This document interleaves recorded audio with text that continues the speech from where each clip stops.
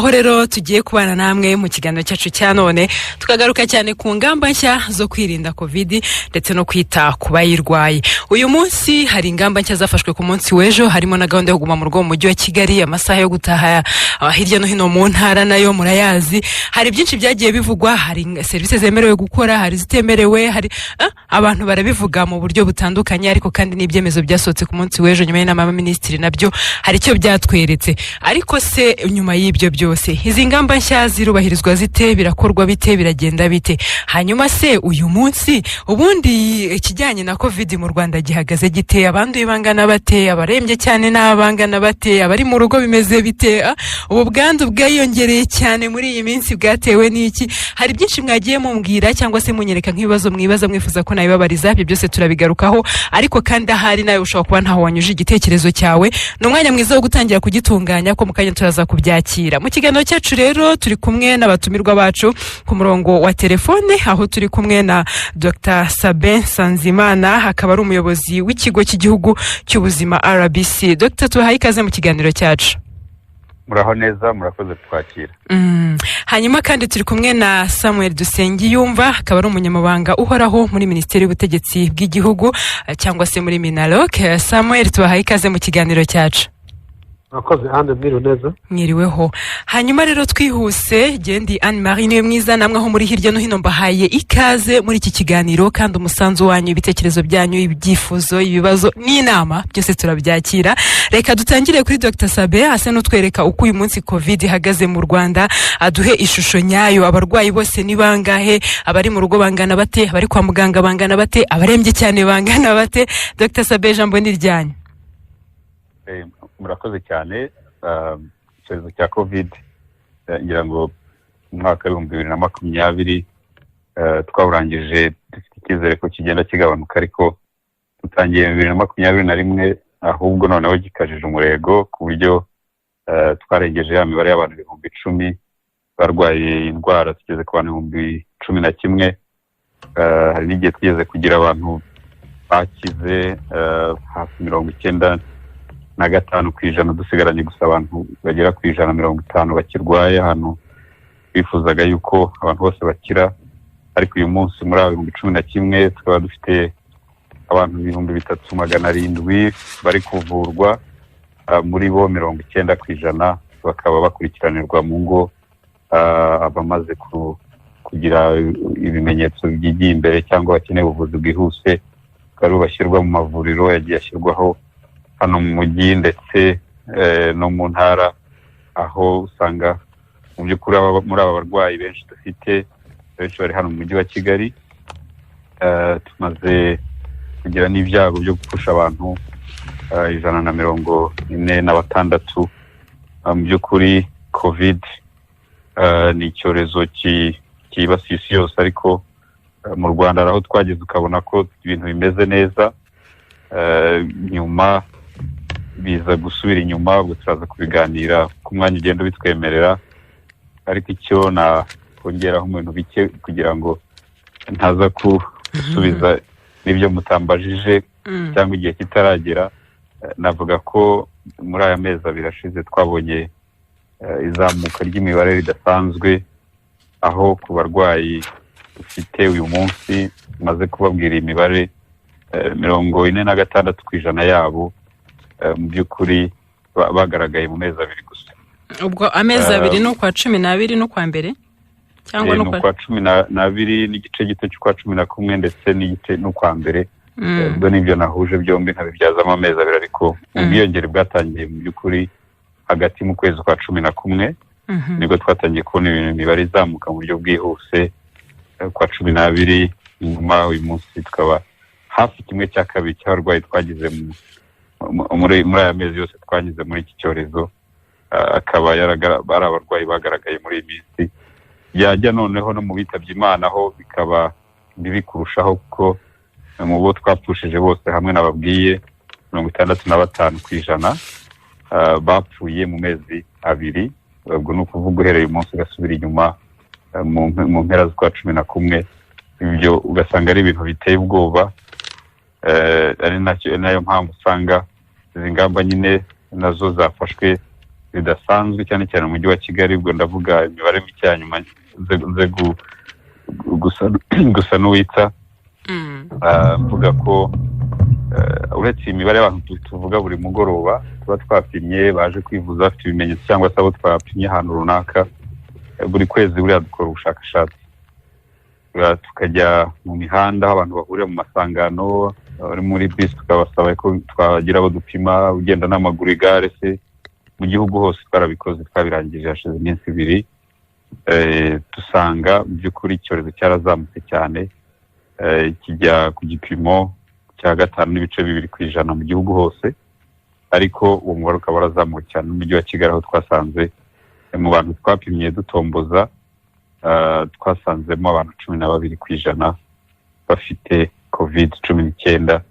Ni ikintu ubundi kidasanzwe kuko mbere iyo twapimaga mu kwezi kwa 10 twasanze ari twabonye 0.1% gusa, ariko uyu munsi kuba bihise bizamuka bikagera kuri 12, babivuze mu ntangiriro y'ikiganiro.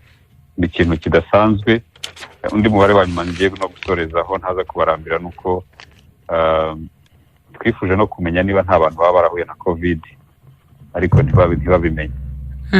Abo twasanze bapimye bakaba negative, twifuzaga no kubapima tukareba ko koko batigeze kuba positive kera ntibanabimenye. Ibyo nabyo dufite ubushobozi bwo kubipima, twarabikoze. Mu bantu rero twapimye abantu 11,133, mbabarire 1133 mu buryo bwo gutomboza mu mujyi ndetse no mu turere dutandukanye. Ejo bundi dusanga abantu 16.2% bigeze kurwaraho COVID ariko ntibanabimenye ko bigeze kwirwara. Bivuga ko banduje n'abantu, bivuga ko bashobora kuba nyine barayigendanaga ntibanabimenye. Ngo nabapiniye aho ngaho niyo shusho y'icyorezo uyu munsi. Kigali iri ku rwego ruri hejuru cyane, ariko hari utundi duce twasanze urwaye buri hejuru: Gicumbi, Kayonza, Rutsiro, Nyagatare, Kirehe, Nyanza, Rulindo. Abo nabo twabonye bari ku gipimo cya 4% kuzamura, ugereranyije n'ubwo bushakashatsi twakoze tureba mu buryo bwo umuntu wese witambukira tumupima. N'ahandi hose ari kusanga nta karere wavuga ngo ntikigeze kagaragaramo COVID. Dr. Wenda tutari twagera kuri PS, nagira ngo mutubwire mubona ari ukubera iki rero mwana byivugiye ko imibare twavuga ko hafi 1/2 babonetse uhereye none gusubira inyuma kugera mu mezi 2. Ese byatewe n'iki kugira ngo iyo mibare tumbagire gutyo? N'abantu batubahiriza amabwiriza? Ese n'amabwiriza atakijyanye n'icyorezo dufite? Ese icyorezo cyari yuburuye nkuko twagiye tubibona mu bindi bihugu? Byatewe n'iki? Ni ikibazo cyiza kitanoroshye guhita ngisubiza, ariko nagerageza kubaha ibyo twe tubona nk'ibimenyetso cyangwa iyo twagiye dukurikirana ku munsi ku wundi hano mu kazi dushinzwe n'abo dukorana. Mu by'ukuri urebye guhera mu kwezi kwa 8 niho twaherukaga imibare miremire nk'iyi. Icyo gihe twagiye mu masoko, twasabye kubona ibimenyetso by'abantu basa nk'abarwara, cyangwa ukabona umuntu yaganisha ahantu mu masoko aranafungwa amwe. Usanga yuko cya gihe twari mu mibare miremire ariko idakabije nk'iyo munsi. Nyuma yaho hashyizweho ingamba nyinshi, biramanuka mu kwa 9 mu kwa 10. Buryo mu kwa 10 navuga ko ariho hantu abantu batangiye kubona ko imibare yamanutse, nta bantu tugipima, hari n'iminsi twamaraga ntawe tubonye. Imirimo myinshi itangira no gufungurwa umwe ku wundi, nyuma bisa nk'ibishoreranye. Ngira ngo hasigaye nka za gym cyangwa se nazo ziza gufungurwa nyuma y'izindi, n'amashuri arafungurwa. Uko abantu biyongeraga rero ko imirimo nk'iyo ngiyo yagiye ifungurwa, bishobora kuba byaragize uruhare mu kongera iyi mibare y'abantu bagatangira kwegerana, kwirara ndetse no kubahiriza ingamba nk'uko babivugaga.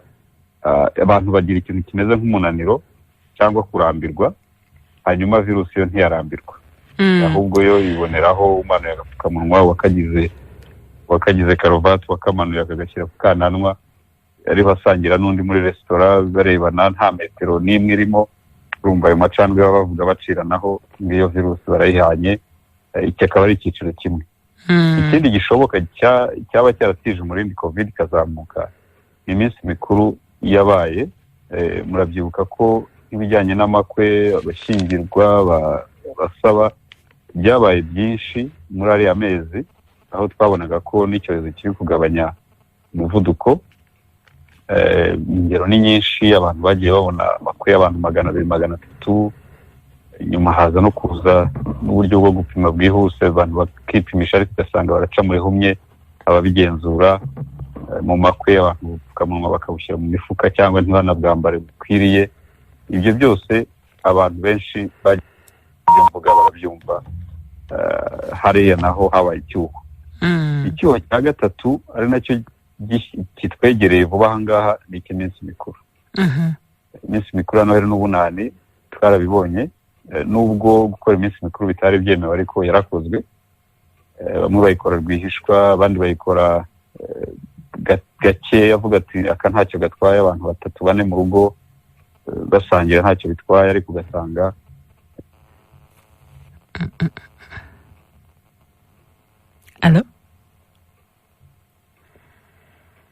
Allo, PS muri ku murongo? Ndahari.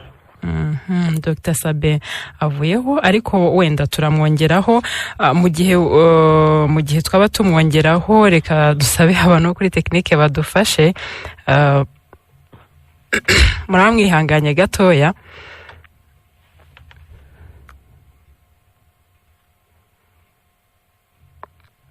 Dr. mwagarutse ku murongo? Mwari muvuyeho sinzi uko. Yego. Mwarimo mutubwira ko habayeho abantu twakwita ko ari nko kwirara. Hari n'abandi bantu bavuze ngo ese wenda hari ntibyaba byaranatewe nuko no mu minsi mikuru abantu habaye urujya n'uruza rukomeye, nta ngamba zari zafashwe zituma urwo rujya n'uruza rutaba. Tuvuge ko yaba ababishinzwe kubigenzura, yaba rubanda, iki cyorezo cyaba cyaraduciye muri humye. Nibyo ni nacyo narindi gusobanura. Iminsi mikuru mbere y'uko iba, abantu habayeho gahunda yo kubiganira no gushyiraho amabwiriza abuza abantu gukora iminsi mikuru. Ku buryo habayeho no gusaba ngo umuntu ugiye no muri hoteli cyangwa mu bukerarugendo ubwo ari bwo bwose cyangwa usohotse, turabizi ko abantu benshi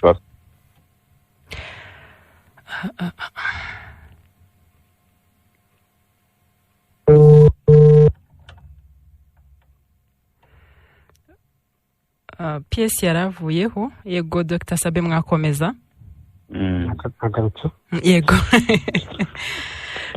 Muti rero byabaye ko abantu basa n'abarangara, ariko ntacyo turaza kongera wenda tunabigarukeho.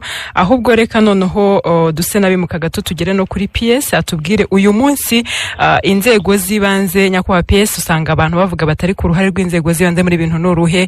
Usanga abantu babona polisi usa naho ubona ari ikora akazi, cyangwa wenda mufite ubundi buryo mukorana butagaragara, ariko abantu bakavuga bati inzego z'ibanze ntabwo uruhare rwazo rurimo kugaragara muri iyi minsi. Hari na bamwe mu bayobozi b'inzego z'ibanze ku mudugudu, ku isibo se, ku kagari, usanga batunga udutoki yuko bashobora kuba bafite n'uruhare mu kuba baha indira abantu barenga ku mabwiriza, haba utubari dukora, haba harari ibitaramo n'ibindi ntibimenyekane. Mbese bwa buryo bubujijwe ariko bugakorwa hirya no hino mu masibo aho dutuye mu midugudu. Ibi bintu murabivugaho iki? Murakoze Anne, ndagira ngo baze bashimire ko mwaduhaye aka kanya kugira ngo twongere tuganire n'abaduteze amatwi ku bijyanye n'iki cyorezo gikomeje kudutwara abantu b'ingirakamaro. Ndagira ngo mbanze mvuge ko by'ukuri inzego z'ibanze kuva mu kwezi kwa gatatu muri gahunda GUMA mu rwego ya mbere kugeza uyu munsi tugiye kumara hafi umwaka duhanganye n'iki cyorezo, inzego z'ibanze zakoze akazi kenshi zifatanyije n'inzego z'umutekano, ku isonga hari urwego rwa polisi y'igihugu.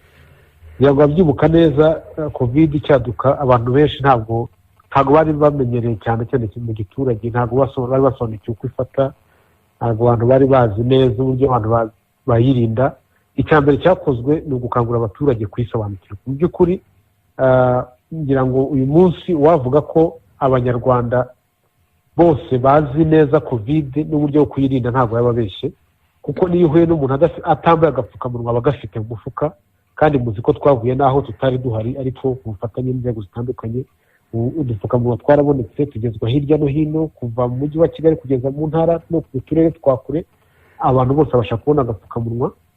Icya kabiri cyakozwe hamwe n'ubwo bukangurambaga hashyizweho uburyo bwo gukaraba intoki kugeza ubu ngubu dufashe urugero wenda nko mu mibare tuzi dufite nk'ubukarabiro burambye bwubatswe 169 mu gihe gusa cy'ayo mezi tuvuga makeya ku masoko ku mashuri kuri gare ngira ngo covid icyaduka ntabwo twari dufite uburyo bwo gukaraba ku magare ku masoko ariko ahantu hose ugiye ubu ngubu usanga ubwo buryo buhari twatangiye na kandagira ukarabe ariko inzego zibanze zaragerageje gushakamo ubushobozi n'ibisubizo ubwo buryo bushyirwaho.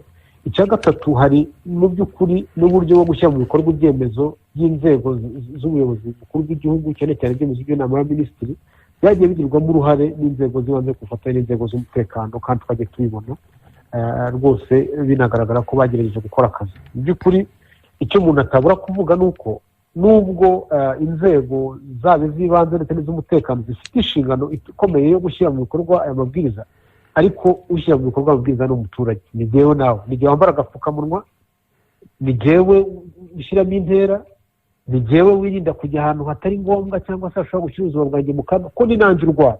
Icyo ngira ngo ni ikintu tugomba kujya duhora tugarukaho cyane kuko twagiye tunakibona mu ntangiriro abantu babonaga mu by'ukuri haba nko mu isoko cyangwa ahandi aho bategera amamodoka ubona abantu bumva bahora babwirwa ariko turashima ko hari abaturage batari bake bagezeho bakumva ko ari uruhare rwabo bakaba ari nabo mu by'ukuri uyu munsi iyo urebye mu bitangazamakuru abaturage bagiye bafatwa cyane cyane nko mu mijyi nko mu mujyi wa Kigali cyane cyane batubahirije amabwiriza bakoze ibintu bitemewe bariya amakuru yagiye atangwa n'abaturage ndetse agahabwa inzego z'umutekano inzego z'ibanze cyane cyane ku rwego rw'umudugudu no mu rwego rw'isibo.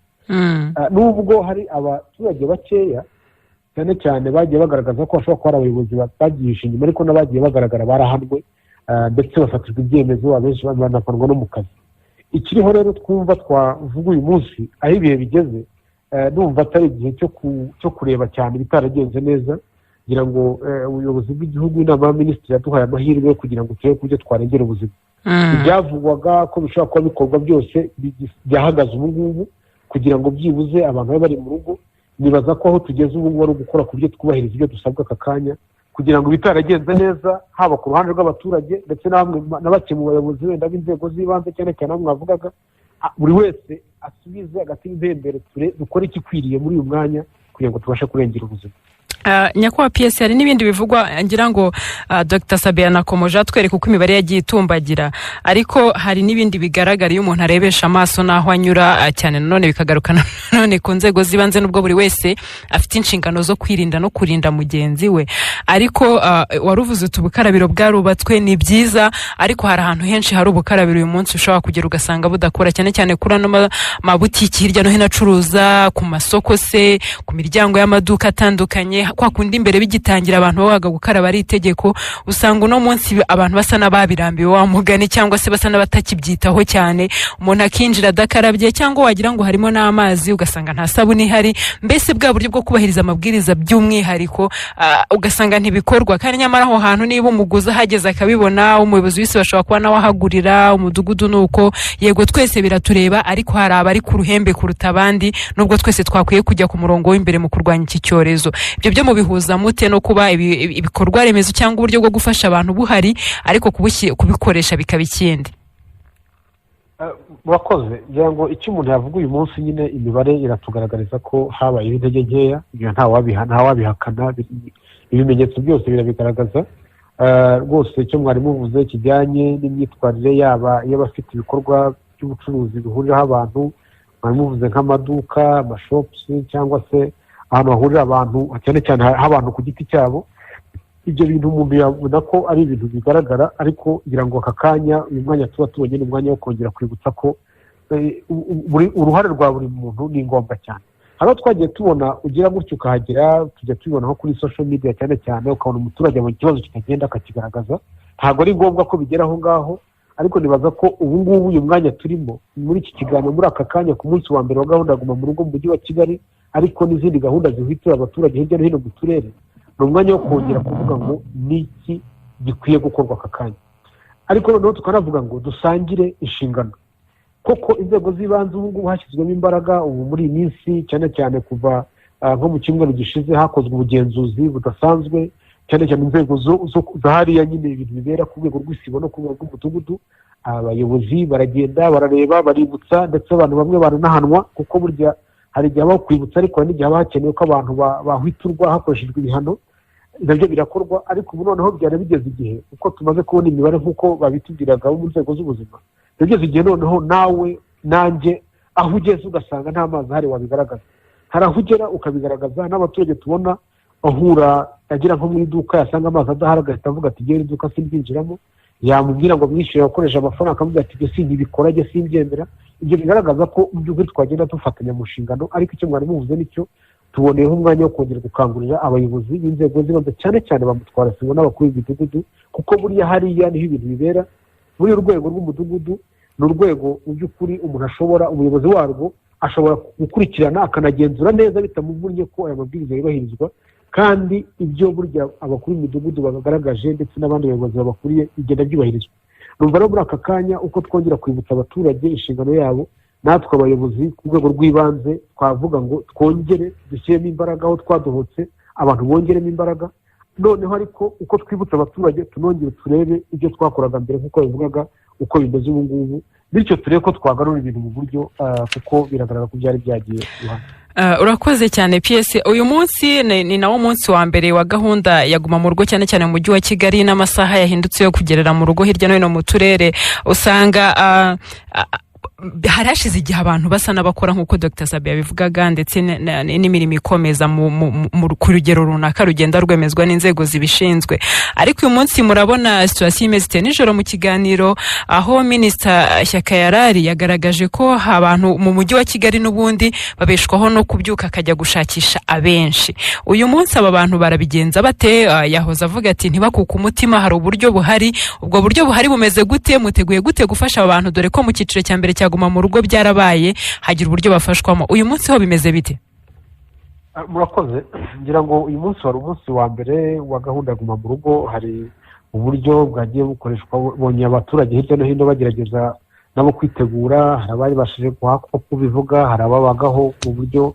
bw'uko babona ifunguro ari uko bakoze byose birateganyijwe nk'uko twabikoze ubushize ngira ngo ikibazo buri muntu wese yagira turetse n'iby'imirire gusa nubwo ari byo akenshi wenda bishobora kuba bihuza abantu benshi ariko turi gukangurira umuturage ko waba ufite ikibazo icyo cyose yakigeza ku buyobozi bumwegereye twakanguriye bamutwara sibo ndetse n'abakuru b'imidugudu kugerageza gukurikirana imibereho y'abaturage harimo no kureba ko hari ababa bafite ibimenyetso kugira ngo bakangurirwe kuba bajya kwipimisha kugira ngo n'icyo mwari muvuze ubu ngubu inzego z'ibanze cyane cyane ku rwego rw'akagari hariho gahunda y'uko nk'uko twabikoze ubushize muri guma mu rugo ya mbere hariho gahunda y'uko abahura n'ikibazo uwaba afite ikibazo yakigaragaza inzego noneho zikagira uburyo zimufasha nk'uko twabikoze nta muntu turahamya ko nta muntu wazagira ikibazo cyo kubura ibyo kurya ariko nk'uko twabikoze n'ubundi hari raporo turi kugenda tubona buri munsi isaha ku isaha ku buryo umuntu wagira ikibazo yabasha kugezwaho ubufasha butuma atahungabana ku bijyanye n'imibereho ubwo buryo burateguye ariko nk'uko ubizi mu muco wacu ntabwo umuntu yakwirirwa bivugaho ibintu byinshi ariko abaturage barabizi icyo twakangurira umuntu wagira ikibazo cyaba icy'ifunguro cyangwa se n'icy'ubuzima nk'uko twabivuga cy'uburwayi yaba afite ibimenyetso yakwegera umukuru w'umudugudu ndetse n'abajyanama b'ubuzima ayo makuru tukayegeranya hanyuma mu gihe cya vuba mu minsi ya vuba ahangaha turaza kubagaragariza uko bizagenda turacyarimo kubitegura ariko icyo navuga ni uko nta muturage uri buhure n'ikibazo uburyo bwarateguwe kandi burahari ku buryo waba afite ikibazo cyo gushyira ifunguro ku meza wagikemura. Arakoze cyane PS akaba ari bwana Dusengiyumva Samuel akaba ari umunyamabanga uhoraho muri Minisiteri y'Ubutegetsi bw'Igihugu turacyari kumwe ku murongo wa telefone mu kiganiro cyacu ariko none reka twimuke tugere kuri Dr Sabe Nsanzimana n'umuyobozi w'ikigo cy'igihugu cy'ubuzima RBC tukaba turimo tuganira twereka uko situation imeze no munsi ariko bwana Sabe hari abantu bagiye bakomeje cyane kubigarukaho bavuga batari ko iyi gahunda yo kurwarira mu rugo yo kubera iki umuntu yaba yagaragaje ko yanduye covid bakamushyira mu rugo ari kumwe n'abandi wenda bo batanarwaye, kwirinda kurinda n'abandi, isaho ntabwo ari ikibazo cy'ingorabahizi ku buryo bishobora no gutuma ubwandu bwiyongera. Hari n'abo twabonye bava mu rugo kandi azi ko arwaye akaba yagira ahandi ajya ku gasantere se mu bikorwa binyuranye hafi aho, kandi nyamara ariko agenda ahura n'abandi. Ibi bintu byo kurwarira mu rugo mubona bidashobora gutiza umurindi ubu bwandu bushya tugenda tubona? Murakoze, ndagira ngo nsobanure ikintu wenda kiri budufashe kumva neza icyo kibazo abantu bibaza. Ufashe abantu bafite ubu burwayi bwa covid, uyu munsi abo tuzi ni 3,700 n'umuntu umwe, nibo ubu ngubu twapimye tuzi ko bafite covid. Ariko mu by'ukuri ntabwo ari bo bonyine barwaye covid. Abarwaye covid bakubye abangaba inshuro, iyo tugendeye ku mibare y'ubushakashatsi ikubye nibura nk'abantu nk'abangaba inshuro 9.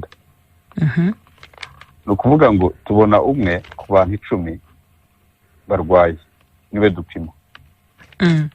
Abandi 9 n'ubundi baba bafite covid, baba bagenda mu ngo, baba bagenda aho tutazi mu mirimo itandukanye.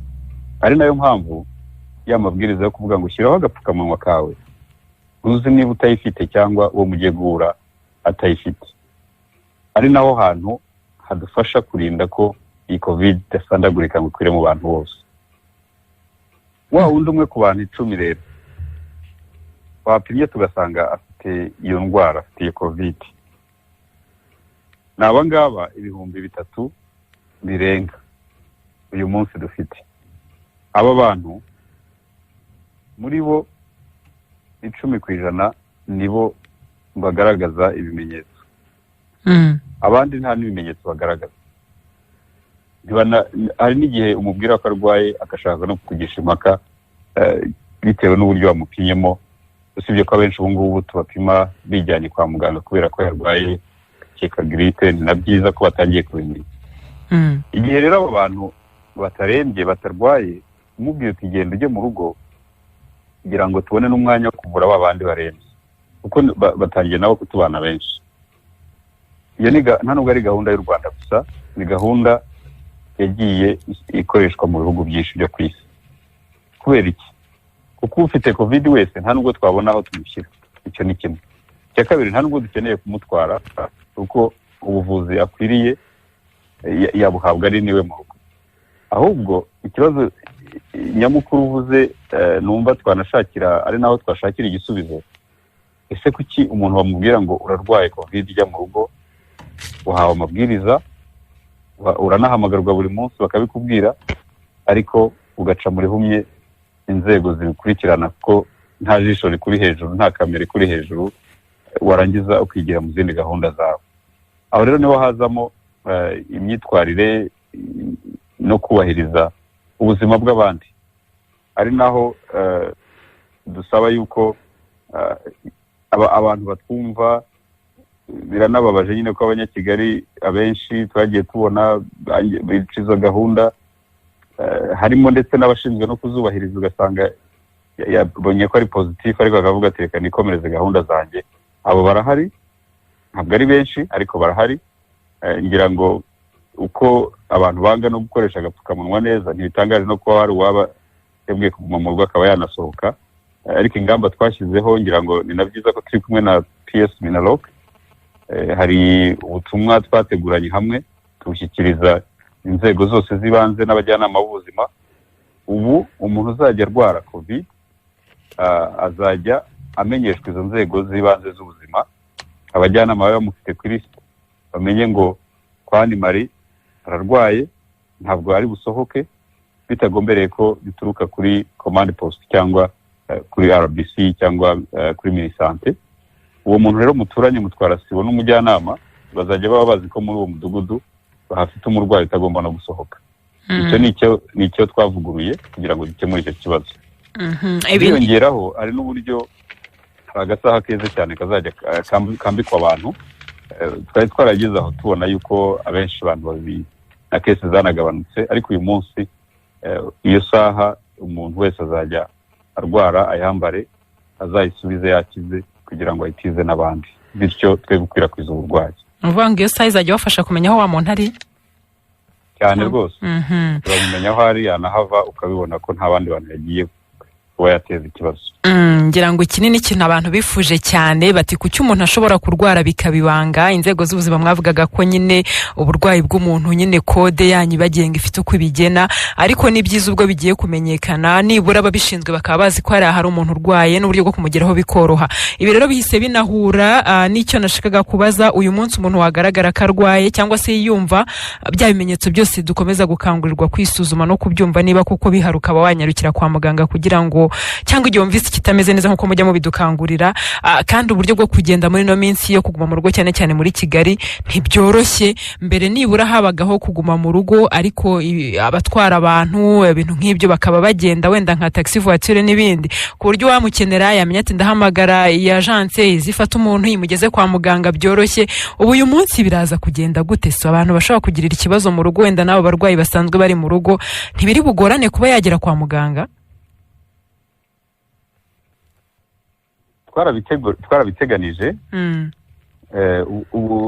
Ubwo muri Kigali abantu benshi bari mu ngo zabo, birumvikana ko biraza kugorana bajyaga kwipimisha, ariko hari uburyo bushya twashyizeho bw'uko abantu bazajya bagaragaza ibimenyetso, ndetse abenshi tugiye kujya tunabasanga mu ngo. Twongereye ubushobozi n'uburyo ikipe zakoraga kugira ngo twegere ingo. Hari ikipe ziri nakwita mobile zizajya ziba ziri hafi mu mirenge y'umujyi wa Kigali, duse n'abakora uburyo bwo kwipimisha bwegereye abaturage, ndetse biraza no kuba akarusho kuko twateguye test nyinshi zizaba zegereye abaturage ku buryo azajya anayibona mu buryo nakwita bw'ubukangurambaga campaign bwihuse.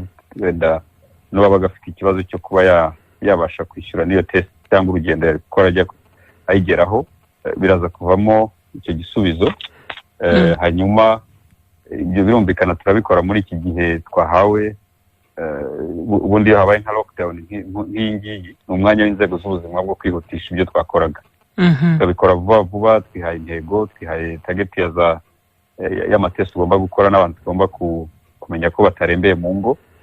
Ikindi twongereyeho nuko turita kuri babandi bakuze barwaye indwara bari bafite izindi ndwara zikomeye bari bafite bakurikiranwagaho, kugira ngo tunirinde ko bazarembera mu ngo cyangwa bakazahazwa na covid, kuko ni naho usanga harimo baducika bakaba bakwitaba Imana. Rero twashyizeho icyo twise ni gahunda yihariye y'umujyi wa Kigali muri ibi byumweru abantu bari mu rugo. Turaza rero kubikora, abantu baraza kubona amatangazo bamenyesha aho ushobora kugenda ukipimisha igihe waba ugaragaza ibimenyetso. Urengeye agakurwa mu rugo vuba vuba kurusha uko byari bimeze ingendo zari urujya n'uruza tubisikana n'abajya mu zindi gahunda zabo. Hanyuma rero hari abibaza bati ese aho none ntitwaza guhanga amaso kuri ubu burwayi cyangwa iki cyorezo, hanyuma abandi barwayi basanga mu bundi burwayi busanzwe bo bigasa naho bagenderamo aho hagati, urembye ku yindi ndwara akeneye kujya kwa muganga ntabona uko ajyayo, n'ibindi nk'ibyo ngibyo. Abagore bajya kwisuzumisha batwite, ni itegeko nyine ry'ubuzima kugira ngo yubahirize n'amabwiriza n'umwana uri mu nda, n'ibindi nk'ibyo n'izindi ndwara. Aba bo biragenda bite Dr? Ibyo ngira ngo ubundi mu buvuzi nta uvura indwara igice cyangwa avura umuntu indwara imwe, ashobora kuba anafite izindi. Kugera kuri serivisi z'ubuzima ubu ni ikintu kigomba kwitabwaho, cyane cyane hano mu mujyi wa Kigali. Hanashyizweho gahunda yo korohereza abantu kujya kwivuza. Ngira ngo lockdown ya mbere hari byinshi twigiyemo, turimo kugerageza gukora neza kurusha uko byari bimeze mbere. Ikindi, impamvu tuvura covid tukanayivurira mu mavuriro yihariye Nyarugenge cyangwa Kanyinya, ni ukugira ngo ya mavuriro yandi ataza guhugira kuri covid nk'uko babivugaga, akibagirwa umubyeyi wagombaga kubyara, akibagirwa umuntu wavunitse wagombaga kubagwa, akibagirwa n'ubundi buvuzi bw'ibanze bugomba guhabwa abana barwaye cyangwa n'ibindi. Ibyo rero bigakomeza kubikora kugira ngo ubuvuzi bw'ibanze bukomeze ariko n'ubwa covid bwe kugira ikibazo. Ari naho rero nagira ngo ntange ubutumwa ubu aho imibare bigeze, aho n'igihugu kijya gufata ingamba kikavuga ngo ariko Kigali abantu mwe muretse gato mwe mugumye mu rugo twanze dukemura ibibazo. Twari tugeze aho amavuriro yavura abarwayi ba covid ifungura nyuma y'ibyumweru 2 bikaba rigeze kuri 70% abarwayi buzura baremba. Buri iyo bigeze hari amavuriro akuzura ntabwo abarwayi bazajya dufungura amavuriro yandi hari ya covid, bazahita bajya kuvurirwa hari ibitaro hariho hose. Iyo imibare yabaye myinshi, aho ivuriro usanze hari umuganga hose uragenda ukahajya, aba covid bakivanga n'abaje kubyara bakivanga n'ibiki. Ibyo nibyo twirinda kugeramo, icyo gipimo twirinda kwinjiramo. Ariko urebye aho Kigali byari bigeze ntabwo twari turi kure y'aho hantu, ari nayo mpamvu ingamba ziba zafashwe ngo twirinde kwinjira muri iyo twakwita nk'icyiciro cya nyuma niba nabyita, ndabura ijambo ryiza ryo kubyita mu Kinyarwanda, ariko ni nka crisis. Ntawe ukimenya uwa covid yinjiye he, asigaciye hehe, yivanze n'uwande. Amavuriro yuzuye, abaganga bararara hanze bikagera mwarabonye mu bihugu byinshi byo hanze. Aho rero niho twirinda kugira ngo noneho n'uwari ugiye kwivuza ibisanzwe utaza kubura ukagera kwa muganga. Dr. uragira uti niho twirinda kugera, ukanatubwira ko nyine bigomba kugenda gutyo, ariko nkibaza nti ese ntabwo ariho dushobora kuba turimo kujya? Hanyuma noneho nkibaza nti uyu munsi niba umurwayi ashobora kuba arwaye covid akajya kwa muganga kwivuza nk'urwaye umutwe, mu nda n'izindi ndwara zitandukanye wenda zitanandura, ntabwo bizatuma abantu bananduzanya? Se niyicara ku gatebe kamwe n'undi bizagenda gute ko ibigo amavuriro menshi yamaze guhabwa uburyo bwo kubakurikirana? Byanatangajwe ko bashobora kuvura abantu ku bwisungane mu kwivuza ndetse n'ubundi buryo basanganywe bivurizaho. Ntibizaduteza ikibazo mu bihe biri imbere? Ubu ngubu dufite ibikoresho navuga bitandukanye n'ibyo twari dufite mu kwezi kwa 3 no kwa 4. Uyu munsi dufite ubushobozi bw'uko umuntu wese ukandagiye ku ivuriro kwa muganga mu minota 5 cyangwa 10 baba bamenye niba mu bimuzanye nta covid yaba azanye atabizi. Icyo ni ikintu cyiza kituma n'ufite covid amenyekana, atari yinjira aho babyariza, atari yinjira aho bavurira ibindi. Ni naho twagerageje gushyira imbaraga cyane muri iyi minsi. Ubu nta vuriro na rimwe mu Rwanda centre de santé, ubwo niho mvuga kuzamura, ridafite ubushobozi bwo gupima umuntu covid mu buryo bwihuse kandi akaba yahabwa igisubizo nta n'ikiguzi atanze. Aho ni mu mavuriro menshi yose ya leta, uko tuyaza arenga 500.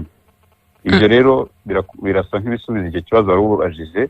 Ariko nanone umuntu ashobora kuza yakoze impanuka, igufa cyangwa ikindi kibazo ku mubiri yagize, agomba guhabwa ubuvuzi n'ubutabazi bwihuse, ariko akaba yaranafite na covid ariko ataje kwivuza covid. Uwo muntu ntabwo uramufata n'iryo gufa ryangiritse cyangwa akaguru kagize ikibazo ngo umwirukankana umujyane Kanyinya cyangwa Nyarugenge ngo najye kuvurwa covid. Urabanza umwiteho kuri ako kaguru ke, ariko ubizi neza ko afite covid, bityo n'ubwirinzi n'uburyo naho ari bushyirwe ugereranyije naho ari bushyira abandi biraza kuba bitandukanye. Naho ngaho nuko bimeze. Kucyo bavuze ngo turi kwerekeza mu kibazo nk'icyo twabonye mu bihugu byo hanze, ntabwo rwose ibyo bintu twabyemera. Niyo mpamvu aho tugaragaje ikibazo dufata ingamba zikwiriye. N'ahandi hose byazagaragara, mwarabonye Rusizi niho byahereye. Bamwe bakanibaza bati Rusizi rwose maze igihe mu kato, ariko byari ngombwa. Ubu Rusizi ntabwo iri mu turere dufite ibibazo. Uyu munsi byaje Kigali nayo turaza gukora nk'ibyo twakoze.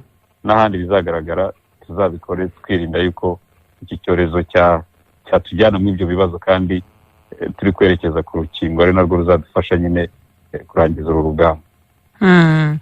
murakoze cyane wenda turakomeza tugenda tunaganira no ku bindi reka tugaruke kuri PS turakira kumwe ku murongo wa telefone nagira ngo mutubwire hari icyo abantu barimo bibaza bati ese tubarize abantu twabonye bagenda niba Kigali ubwandu bugeze aho hantu turimo twumva bavuga ese ubwo ngubwo abantu babyitse berekeza hirya no hino mu ntara ntabwo barimo bayitembereza bimeze bite nyakubahwa PS ibi murabivugaho iki? Murakoze ngira ngo mu minsi yatambutse twagiye tubona mu gihe habaga hari nka gahunda zishyizweho zo gukumira kino cyorezo hari inzira abaturage banyuzemo zishobora kuba zashyira n'ubuzima bwabo mu kaga kandi mu by'ukuri n'ubundi izi gahunda zose n'izi ngamba zose zafashwe kugira ngo abantu babashe kurengera ubuzima. Uyu munsi rero hari abaturage bari bagaragaje ko bari baje mu mujyi wa Kigali kubera impamvu zitandukanye ariko atariho batuye batanahafite wenda n'ibikorwa bituma bahatinda bashaka uburyo basaba ko bafashwa kugera mu aho baturutse. Inzego rero z'ubuyobozi bw'igihugu zimaze kwibona zifatanya n'inzego zitandukanye kugira ngo babashe kugezwayo. Numva ari igikorwa cyiza umuntu yashimira ubuyobozi bw'igihugu kuba bareberera abaturage noneho abantu bakaba bafashwa mu bihe nk'ibi ngibi by'uko ubuzima bwarengerwa ariko nanone hatagize umuntu uhutazwa.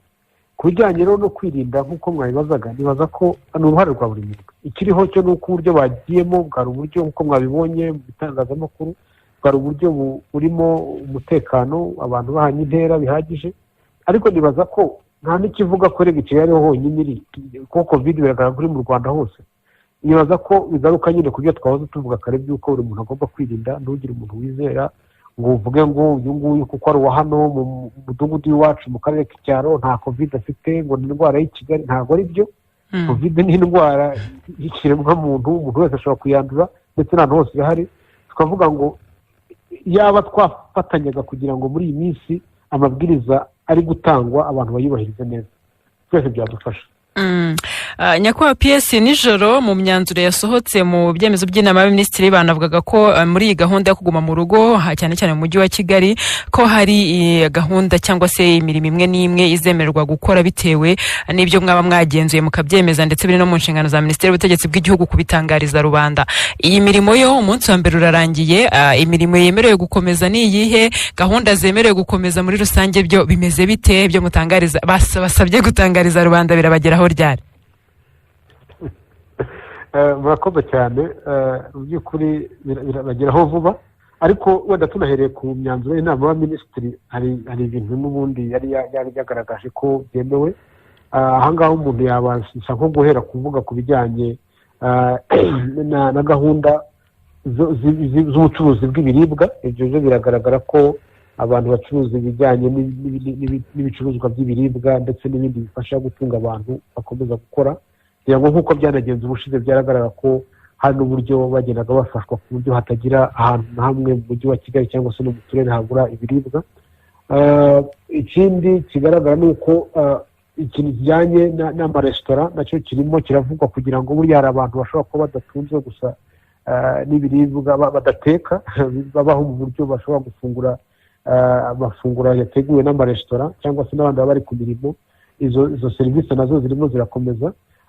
Noneho tukabona n'ibijyanye n'ikibuga mpuzamahanga naho za hoteli zakira abantu bamara igihe gito.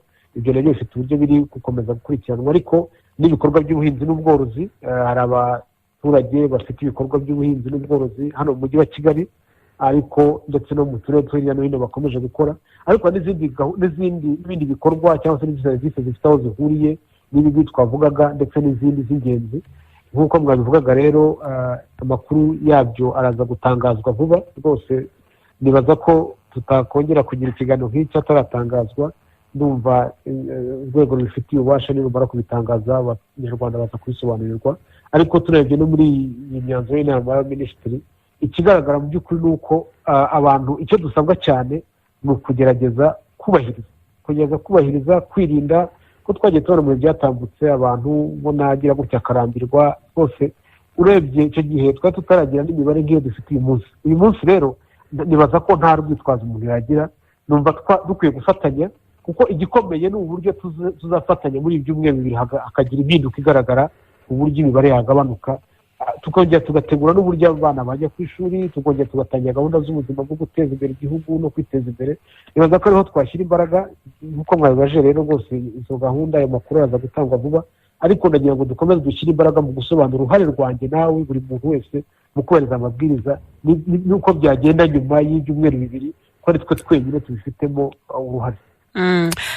Nyakubahwa PS, hari ikintu cyagaragaye cyane abakora mu itangazamakuru bambwiye bati aho tubarize, byagaragaye ngo ko hari igihe badahabwa umwanya cyangwa se badahabwa ubwo bw'inyagamburiro nk'abantu baba bari mu kazi nako bavuga ko kaba gakenewe, kandi ni nabyo kuko baba babwira rubanda munafatanya mu gutanga amakuru, gutanga ingamba zafashwe, gukangurira abantu ibintu bitandukanye binyura mu bitangazamakuru, ariko hagera igihe cyo gutekereza ku byihutirwa ugasanga rirasa n'iritazirikanywe cyangwa se n'irya rimwe no kujya mu kazi bikanagorana, kandi umuntu aba avuye no mu kazi. Nkavuga nti ese hari uburyo muzabitekerezaho, kuko mu minsi yabanje nko kuri lockdown yabanje byaragoranye cyane?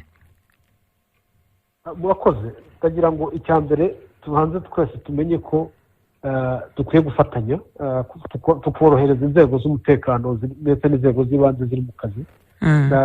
Umuntu uwo ari we wese ugenda mu muhanda kubera impamvu iyo ari yose afite inshingano yo gusobanura icyo ari gukora n'impamvu ari hanze, kuko amabwiriza aradusaba ko tuguma mu rugo.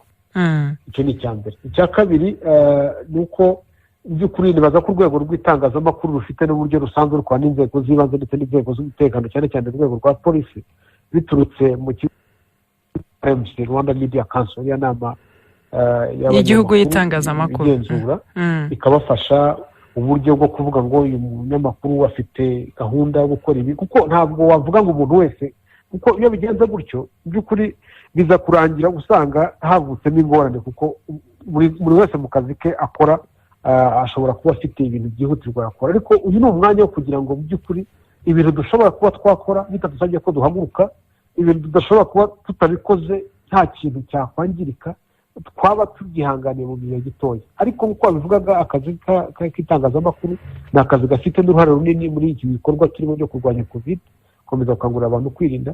Rero binyuze muri izo nzego navugaga, ntabwo nzi ko hari umunyamakuru wanyura mu rwego rwa RMC afite akazi agomba gukora ngo ananirwe gufashwa, kuko urumva natwe buri munyarwanda wese agiye tugatangira gusaba buri wese n'abaturage n'izo gahunda zindi twavugaga bishaka kugorana.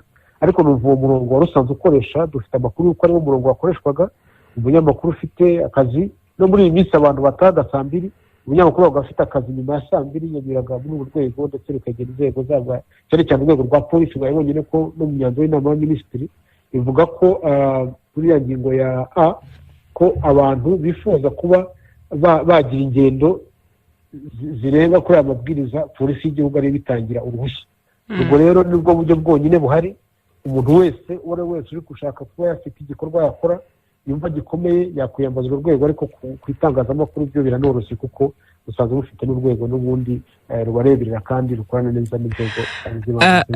PS, hari urutonde mbona imbere yanjye, sinzi niba ariko ibyo ari byose ruremewe, rushobora kuba rutaragera hanze ku bantu bose, ariko genda abona hari umuntu warumaye rugaragaza imirimo rwavuye mu biro bya Minisitiri w'Intebe. Ntabwo mbizi niba ibyo muranatubwira ukuri kwabyo.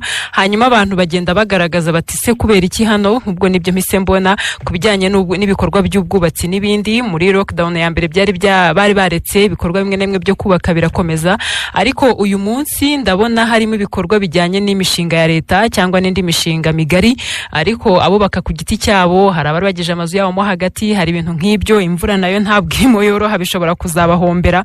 Nkavuga nti uyu munsi bimeze bite? Kubushize hasaga naho bareba, cyangwa buri muntu azajya agaragaza ikibazo barebe se, cyangwa tuzihangana kuko covid yazanye ibihombo no mu bintu bitandukanye. Ubwo no bizageraho bizagenda biti, cyane cyane ku bantu bari bafite ibikorwa by'ubwubatsi irimo bakora, ariko wenda atari nk'uko tubona ino mishinga yo migari ya leta yo ikomeza gukora. Ingamba zubahirizwa ziteganyijwe mu byemezo by'inama y'abaminisitiri. Kuri ya ngingo navugaga ya A, urebye ku ipaje ya mbere hagaragazamo ko urutonde rurambuye rwa serivisi z'ingenzi zikomeza gukora ruzatangwa na Minisiteri y'Ubutegetsi bw'Igihugu. Ubwo rero mufite, niba rutaturutse muri iyo minisiteri ndumva tutarugenderaho. Sinzi wenda niba rwaba rufite n'ibirango nk'uko dusanzwe tuzi ibyemezo by'ibyo biro mwavugaga. Ariko icyo navuga ni uko urwo rutonde ruraza gutangazwa, n'ibyo bikubwiye ruraza gutangazwa, kandi rero ruturutse muri urwo rwego rwashyizwe muri iyi myanzuro. Ikindi twavuga ni uko numva twashyira cyane umutima ku kureba icyo twakora ngo tugerageze kugarura ibintu mu buryo. Aho umuntu agiye kureba buriya tunavuze ukuri, kugira ngo umujyi wa Kigali umare ibyumweru 2 akazi gahagaze, buri hari igihombo kinini cyane ku rwego rw'igihugu. Kugira ngo imibare yagiye itangazwa n'inzego za Minisiteri y'Imari bigaragaza ko hari ibintu bitandukanye igihugu kiri guhomba kugira ngo turengere ubuzima. Numva rero ari igihe cy'uko twajya hamwe nk'uko n'umukuru w'igihugu aba bidukangurira, dufatanye nk'abanyarwanda turengere ubuzima, twubahiriza amabwiriza. Ibintu bijyanye n'igihombo umuntu yagira, mu by'ukuri ibintu bitarimo ubuzima, abantu bagerageze bihangane, tugerageze ibyumweru 2 turebe ko ari cyo twakora. Numva ari cyo gikomeye cyane twashyiraho umutima muri aka kanya. Murakoze cyane. Hanyuma rero Dr Sabin, hari umuntu watubajije ati nubwo bitajyanye cyane n'ikiganiro, ariko hari abantu bashobora guturuka hanze kandi baranafashe urukingo rwa COVID aho zaba zaramaze kugera. Ati umuntu ageze mu Rwanda ni ngombwa ko yongera akipimisha zira procedure zisanzwe zikorwa, cyangwa iyo certificate afite imugira ntakumirwa, bimeze bite? Ni ikibazo cyiza, ngira ngo umuntu yagisubiza muri ubu buryo. Buriya urukingo ruterwa inshuro 2 izimaze gutangira gukoreshwa, hagati y'urukingo n'urundi hagacamo nibura ibyumweru 3. Hanyuma nyuma yo kurangiza inkingo zombi, kugira ngo umubiri ubashe gukora abasirikari bazarwanya virusi ya corona igihe izaba yinjiye mu mubiri, nabyo bitwara nibura ibindi byumweru 3. Niyo mpamvu umuntu ukimara guterwa urushinge rw'urukingo, hari abatewe urwa mbere bategereje urwa kabiri, hari abatewe urwa kabiri bategereje ko umubiri ukora ubudahangarwa. Dukurikije igihe rero abantu batangiye gukingirirwa, turabona haba hakiri kare cyane kuvuga ngo uje afite urukingo wese ufite agakarita cyangwa icyemezo cyo ko yakingiwe, uwo wese ntabwo ari bupimwe COVID, cyangwa se ntiyubahiriza n'ibindi byo kwirinda, haba gupfuka umunwa we n'amazuru ndetse no guhana intera. Nayo mpamvu mu mabwiriza yacu kugeza kuri uyu munsi wa none nta kirahinduka, waba wafashe urukingo waba utararufata, kuko hakiri kare umuntu wese turamusaba ko yinjira mu gihugu yipimishije, ndetse anahagera akaba yubahiriza ingamba zose zisabwa, kugeza igihe tuzabonera ko igihe kigeze ko abahawe inkingo bwa mbere bakoze ubudahangarwa ndetse bakwinjira mu gihugu tugendeye ku rukingo. Aho rero ntabwo turahagera. Murakoze cyane. Mbere yuko dusoza reka twakire ibitekerezo by'abantu. Ati mwiriwe neza Anne Marie, rero mfite ikibazo nsaba ko wambariza Dr Sabin. Ati mfite umuvandimwe wanduye COVID, amara igihe mu kato, avuyemo uwo munsi ajya kongera kwipimisha, bamubwira ko yakize, ariko raporo ya buri munsi isohoka uwo munsi yakiriyeho hatangajwe ko nta muntu wakize. Ubwo byagenze gute? Ubwo kuva icyo gihe nta muntu urakirara? Okay, icyo kibazo ndamuracyandika ahantu. Uyati mwiriwe neza, turabashimira kuri icyo kiganiro, ariko rwose twese dukomeze kubahiriza ingamba. Gusa abamotari nizere ko batazongera guhura n'ikibazo bahuye nacyo muri kuguma mu rugo ya mbere. Leta ibazirikane kuko umumotari abatunze umuryango munini. Ndi Bosco ndi Nyamagabe. Arakoze cyane nawe. Ubwo PS ngira ngo yabyumvise. Ati ngira ngo ikibazo Idrissa, ikibazo cyawe wabajije urareba neza niba utacyanditse nabi, hanyuma wongere gisubiremo noneho dukomeze. Reka twakire n'abantu nka 2 kuri telefone babaye bahari. Okay, ubwo kuri telefone hagira abaza kuza turabakira, ariko reka wenda duhe Dr Sabin asubize kuri iki umuvandimwe yarabajije, noneho dukomeze na faze ya nyuma y'ibibazo byacu. Ku bijyanye rero n'ukuntu duhuza imibare ku munsi kugira ngo tumenye uwarwaye, uwakize, ndetse iyo tugize n'ibyago ubundi ko yagiye witaba Imana, niyo hagira urwara ntabwo tuba tubyifuza. Ariko ku munsi mwarabibonye ko dusigaye dupima abantu hafi 5,000-6,000, byunganiwe cyane cyane n'uburyo bwihuse amavuriro yigenga dufashamo. Birashoboka ko umuntu ashobora kwipimisha umunsi, hanyuma agatangazwa nyuma y'umunsi cyangwa nyuma y'amasaha runaka. Byo birashoboka, cyangwa se kwegeranya imibare y'abakize bikaba dufite isaha ubundi duhagarariraho ku mugoroba twumvikanye isaha duhagarariraho imibare yindi ije nyuma ya 2 z'ijoro igashyirwa ku mibare nyine umunsi wacu urangiriye aho tuba twanga yuko abantu barara bategereje imibare. Ibyo birumvikana bishobora kuba ari kimwe mu cyasobanura icyo umuvandimwe yari yibajije. Uvuze ku bamotari rero agira ngo ntawatunga undi agatoki ubu ngubu ngo niwe wibasiwe cyangwa niwe ukwirakwiza ubu burwayi. Buri wese aho ari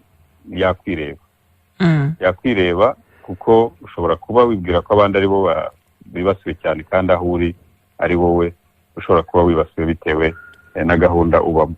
Aha rero yewe ntabwo nagira uwo ntunga agatoki, ahubwo buri wese yakwisuzuma akareba aho yaba ari gucikwa, aho yacitswe. Hari uwandura akakubwira ati ariko nawe narayivanye hehe, agasubiza amaso inyuma akakubwira ati hari ahantu n'aha nakoze ikintu iki n'iki ngomba kuba ariho nayivanye. Buri wese rero yaba warwaye yaba uwagize amahirwe ntarware ashobora gusubiza amaso inyuma ariko buriya hari ahantu sinari kuhandurira covid, twazanava no mu rugo muri Kigali wanasohoka ukavuga uti reka nzitwararike atabari igihe uzayikwirakwiza cyangwa nkaba nayirwara, kuko wamaze kuyirwara nyine kuremba cyangwa kutaremba ntabwo biba bikiri mu biganza byawe. Aha Dr. rero nagira ngo tugaruke ku bijyanye n'imiti izagera mu Rwanda ku munsi w'ejo nk'uko Minisitiri w'Ubuzima yarayabitangaje. Iyi miti ingana ite? Hanyuma kandi nanone mbere twari dusanzwe tuzi ko bavuga ko covid hari uburyo bwo gufasha umuntu mu guca intege ibiba navuga ko ari nk'ibiyitiza umurindi, yaba umuriro yaba kudahumeka n'ibindi. Uyu munsi iyi miti izajya ikora iki muri rusange? Ntabwo twabonye amakuru arambuye, ariko ubwo tugize amahirwe yo kuba twabakiriye mu kiganiro ngira ngo mwabiduha amakuru ashoboka. Nibyo mu kurwanya covid tugerageza ibintu byinshi. Mu byo twageragezaga rero hari ikintu navugaga kitarimo cyane kuko nta n'imiti myinshi ihari nakwita igabanya ubukana bwa virusi ya covid-19. Uriya muti rero dutegereje ku munsi w'ejo uzaba uri muri iyo ngiyo mike cyane zifite igabanya ubukana bwa covid-19. Ni umuti watangiye gukoreshwa mu bihugu bike cyane, ariko twifuje natwe kugerageza hano mu Rwanda kuko amakuru menshi dufite agaragaza ko wagiye ufasha abantu, cyane cyane umuntu uwuhawe atararemba. Iriya virusi nyine ica intege umubiri, ikangiza abasirikare b'umubiri, hanyuma umubiri ubwawo nawo ukaba hari ibyo umubiri ukora bisa nk'ubwirinzi ariko ahubwo ari ukwiyangiza. Wenda abaganga baba baduteze amatwi bashobora kubyumva. Ubwirinzi bw'umubiri akaba aribwo ahubwo butera uburwayi buremereye, nibyo bidutera umuriro n'ibindi. Iriya miti rero iyo itanzwe icyo cyiciro kitaragerwaho bituma umuntu ubudahangarwa bw'umubiri bushobora kuba bwagira ingufu nyinshi kurusha nta miti umuntu yahawe. Iyo rero turayitegereje umunsi w'ejo. Hari n'indi nayo tuzagenda twongeramo mu gihe tegereje n'urukingo twizeye ko narwo rutazatinda. Hari abanyamakuru barambwira bati tubariza iby'iyo miti. Abanyamakuru bashobora kuza kureba gufata aya mafoto n'ibindi cyangwa mu buryo bwo kwirinda ntabwo byemewe. Bizagenda gute? Bizabera hehe? Izagera mu Rwanda gute? Kugira ngo ni amakuru abantu bakeneye kumenya, ku bakeneye kuzabitanga amakuru, gukoraho n'inkuru zitandukanye bakamenya uko babigenza. Nta gahunda idasanzwe duteganya gukora mu bijyanye, ahubwo turashaka ko umuti uzihuta ugahita ugera ku bawukeneye ko barahari benshi. Ahubwo tuzajya tubabwira ko abawuhawe bari gukira, ndumva aribwo buhamya bwiza kurusha kuwutindana, ariko uzaza mu buryo hari indege yacu izawutugezaho igihugu cyacu, hanyuma twihutire kuwuha abarwayi kugira ngo abakira babe benshi, abitaba Imana be kubaho muri iyi minsi, kuko ntabwo byari byiza. Twapfushaga abantu 4-5 ku munsi. Iyi miti twizere ko izagabanya imibare y'abitaba Imana, hanyuma ariko n'abandura nabo uko bagabanuka bizagabanya umubare w'abaremba. Dr. ntabwo uyu munsi hari icyo nigeze kubabaza kijyanye n'ubwandu cyangwa se na virusi yiyuburuye mu bundi buryo mu bindi bihugu yagiye igaragara. Mu Rwanda ho ntayihari cyangwa ntabwo biramenyekana?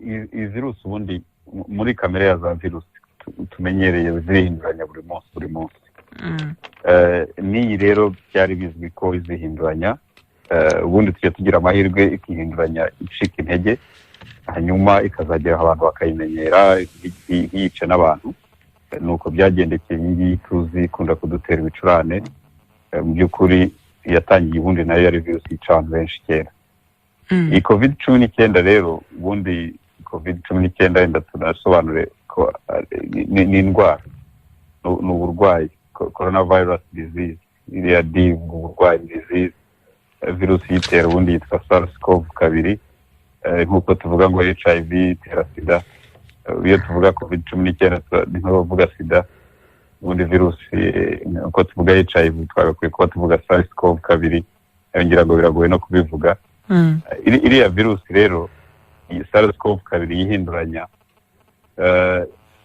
bitangiye kugaragara ko yihinduranya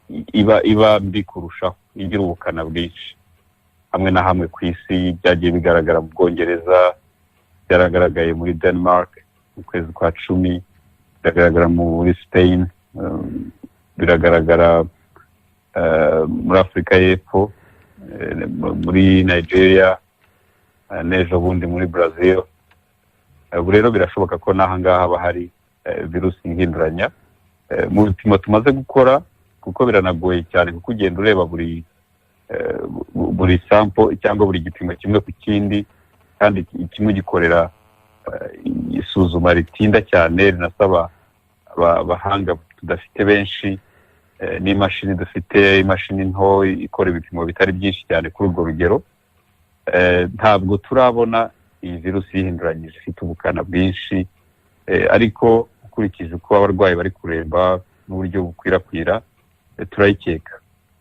turayikeka twashyizeho amatsinda 3 ari kuyishakisha aragenda afata ibimenyetso umuntu wese wabonye akiri muto arembye cyane uvuye hanze akaba asanga mu burwayi akigera mu gihugu abantu bagiye bagira ibipimo bya virusi nyinshi mu maraso yabo abo bose tubafata ho ibipimo by'inyongera tukajya tukaba ari byo turi gushakisha ko twayibonamo yaba yarakwirakwiye gusa ikindi navuga ntabwo iyi virusi itegereza ko iva mu Bwongereza cyangwa muri Afurika y'Epfo cyangwa muri Brazil ngo izane ya virusi yihinduranije ishobora no kuba itarigeze iva hano mu Rwanda ariko ikihinduranya kuko abantu barayanduranyije birumvikana kuva mu muntu umwe ijya mu wundi iyo imvuyemo ijya mu wundi igerageza kwihinduranya kugira ngo ibane nawe mu buryo uwo nguwo igiyemo ateye rero ntabwo twanavuga ngo yavuye hanze niyo yihinduranyije ahubwo niyaca aha ngaha ishobora kwihinduranya ari nacyo turi kureba hari izo twabonye zihinduranyije mu buryo nakwita bworoheje mu byo zihinduranya buri munsi birumvikana ariko iyo yihinduranije mu buryo bwuzuye hari imibare tugenda tubireberaho mu buryo gukora uturemangingo twayo ntayo turabona iri kuri kiriya gipimo ariko nk'uko nabivuze turabikeka Dr murakoze reka rero tugana ku musozo nyakubahwa PS murabwira iki rubanda icyo umuntu yavuga se n'ikindi uretse ko twakubahiriza tukaguma mu rugo tugerageze twirinde turengere imiryango yacu twubahiriza amabwiriza tugendere uko ari ngombwa hanyuma noneho turebe ko nyuma y'ibyumweru 2 ibintu byaba byasubiye mu buryo murakoze cyane Dr Sabin mu ijwi ry'abaganga rubanda babigenze bate reka mvuge icyo ntavuze kuko ngomba kuba maze kuvuga byinshi abantu ahantu iyi virusi iri kwandurira cyane ni abantu bari ahantu hamwe birunze ahantu hamwe hafungiranye kandi bakaba nta bwirinzi buhagije bafite ahantu umuntu wese ari ubutumwa namuha nagerageze kuba ahantu hafunguye amadirishya afunguye ahandi intera ariko anatekereze ko icyo kintu cyo gufungura mu modoka niba utwaye imodoka irimo umuntu urenze umwe utazi mudafite ibipimo mutabana mu nzu fungura ibirahuri byose kubera ko biraza kugufasha yuko niba hari na virusi irimo iyo modoka umuyaga uraza kuyica intege uyihuhe harabo numvise ngo bakinga ahubwo ngo virusi zindi zitinjira ahubwo babibeshya ubwo numva ari iryo somo ari ubwo butumwa natanga uyu munsi. Niba ufite inama yikorere hanze, niba ufite ikiganiro nk'iki gikorere hanze, ahantu hafunguye buriya virusi birayigora cyane kuba yakwinjira mu bantu kurusha ahantu mu nzu, ahantu abantu barundanije, ahantu umwuka nyine wa virusi iguma mu kirere ikaba yanahatinda. Murakoze cyane rero, reka tubashimire ku mwanya wanyu mwaduhaye, yaba Dr. Sabin Sanzimana yakaba ari umuyobozi wa RBC cyangwa se ikigo cy'igihugu cy'ubuzima. Mwakoze cyane Dr. kubana natwe muri iki kiganiro. Nabo mwakoze. Dushimire cyane kandi Samuel Dusengiyumva akaba ari umunyamabanga uhoraho muri Minisiteri y'Ubutegetsi bw'Igihugu. Bwana Samuel, namwe mwakoze kubana natwe muri iki kiganiro. Akoze kudutumira. Dushimire cyane kandi namwe mwese aho muri abadukurikiye ku bibazo byiza mwaduhaye, tukabaza abatumirwa bacu ndetse n'ibitekerezo byanyu. Ngerageza mbibutsa ko mwakomeza mukanabiganiraho ku mbuga zacu nkoranyambaga, noneho n'ababishinzwe bakagenda babibona bakabishakira ibisubizo cyangwa se bakabitanga bisobanuro byisumbuyeho. General Anne-Marie niwe mwiza, mukomeze kugira ibihe byiza nako munogerwa na gahunda KTRadio yabateguriye. Ikiganiro byumvute cyo nakagaruka. Abayobozi banyu, impuguke n'inararibonye, ibitekerezo byanyu tukakubariza ibibazo bizana umuturambye. Ikiganiro ubyumvute kuri KTRadio.